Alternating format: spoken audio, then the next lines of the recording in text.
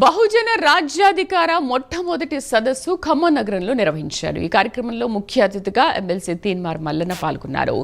రాష్ట్రంలో BC MLA లేని ఒకే ఒక్క జిల్లా ఖమ్మం అని తీన్మార్ మల్లన్న అన్నారు. జనరల్ స్థానాల్లో కూడా అగ్ర కులాల వారే పోటీకి నిలిచి గెలిచారు తప్ప బీసీ నుంచి ఒక్కరు కూడా చట్టసభలకి పోలేదన్నారు.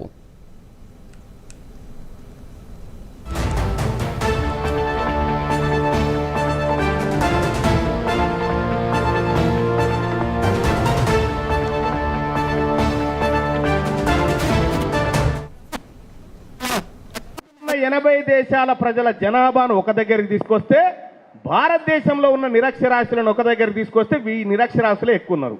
మన దేశం విద్యాపరంగా ఏ విధంగా ముందుకు పోయిందో చూడండి. మళ్ళా ఈ భూమి మీద అక్షరాలు పుట్టినప్పుడు చాలా గొప్ప గొప్ప నలంద యూనివర్సిటీ, తక్షశిల యూనివర్సిటీ అనేటువంటి యూనివర్సిటీలు పుట్టినటువంటి ఈ గడ్డ మీద ఈ దేశంలో విద్యారంగాన్ని వ్యాపారం చేసి ఈ పేద వర్గాలకు విద్య అందకుండా చేసినటువంటి దుర్మార్గులు ఈ అగ్రకుల పాలకులు అని చెప్పి నేను తెలియజేస్తా ఉన్నా.